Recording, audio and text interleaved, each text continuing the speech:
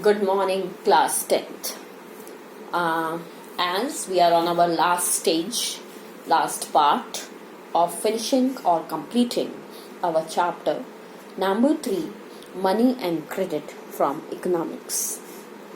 Today, my topic is self-help group.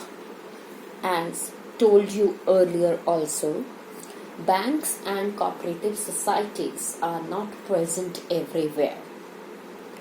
Poor people are not able to get loans from banks and cooperative societies as there is absence of documentation work as well as there is absence of collateral. In such situation, in recent years, a newest way, एक नया तरीका to provide loan has been came into being. We called it as the formation of self-help group. Basically, these self-help group organize rural people, especially women.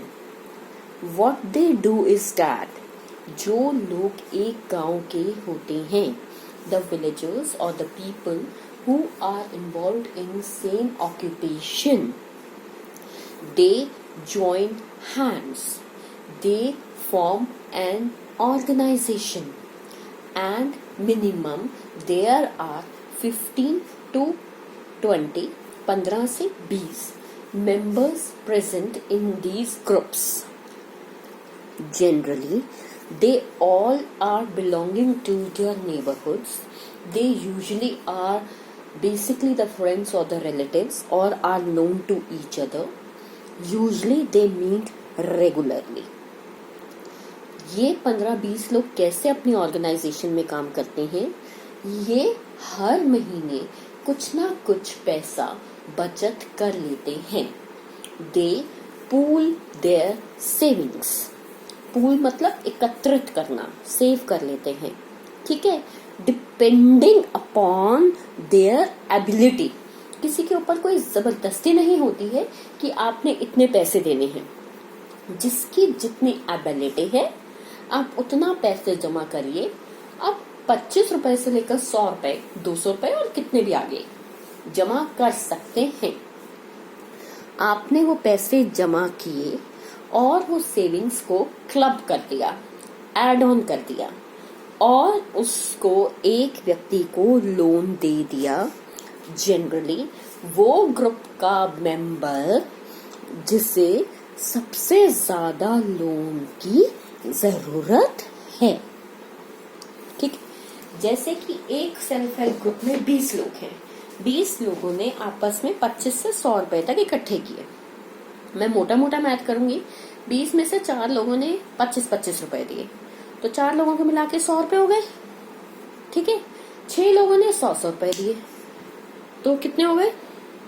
100 और 600 700 रुपए हो गए. बाकी 10 लोगों ने 200 रुपए दिए. 2000 और 700 2700 रुपए.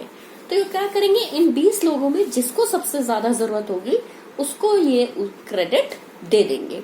हाँ, इंटरेस्ट रेट चार्ज करते हैं लेकिन ये इंटरेस्ट जो होता है वो बहुत ज्यादा नॉमिनल होता है, कम होता है.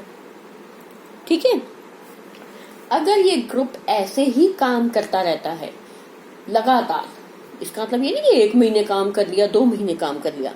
अगर ये लगातार ग्रुप साल 2 साल इसी तरीके से एक ही गांव में काम करता रहता है और अपनी रिक्वायरमेंट्स को पूरा करता रहता है तो ये एलिजिबल हो जाता है, विश्वास पा लेता है, विश्वसनीय हो जाता है और इसे बैंक भी लोन प्रोवाइड कर देता है.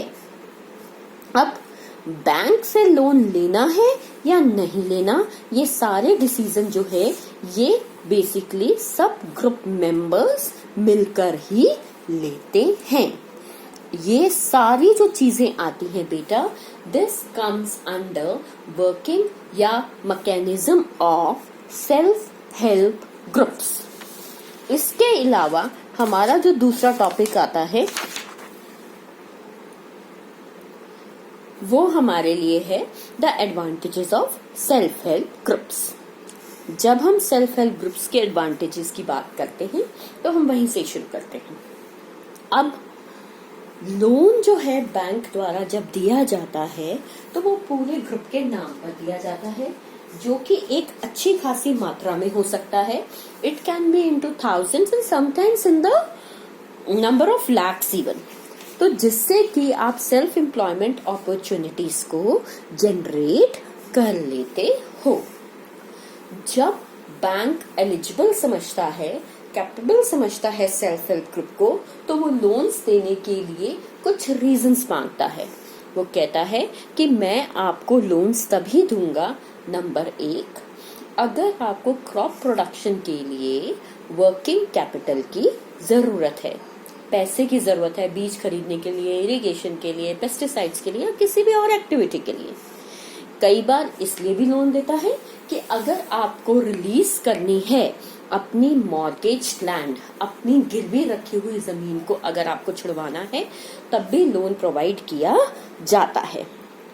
इसके अलावा सेल्फ अपॉर्चुनिटीज या सेल्फ एम्प्लॉयमेंट अपॉर्चुनिटीज को क्रिएट करने के लिए अगर आपको स्विंग मशीन, आपको हैंडलूम्स यानी कपड़ा बनाने के लिए खड्डी का इस्तेमाल होता है, कैटल्स वगैरह की जरूरत है जिससे कि आप डेयरी फार्मिंग वगैरह शुरू कर सकें, या कोई और एक्टिविटी अगर आप करना चाहते हैं जिसके कारण से आप अपने आप को इकोनॉमिकली और बेहतर बना सकते हैं, तभी बैंक आपको लोन प्रोवाइड करता है।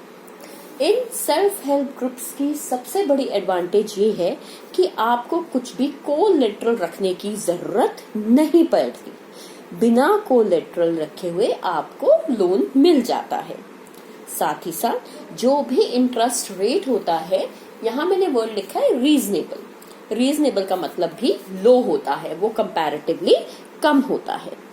ठीक है, क्योंकि सेल्फ हेल्प ग्रुप्स इस तरीके के काम करता है, they are called as building blocks of organisation, कि हम गांव में रहते हुए भी उस तरीके से काम कर रहे हैं जिस तरीके से शहर में रहते हुए ऑफिसेज में या ऑर्गेनाइजेशंस में काम होता है।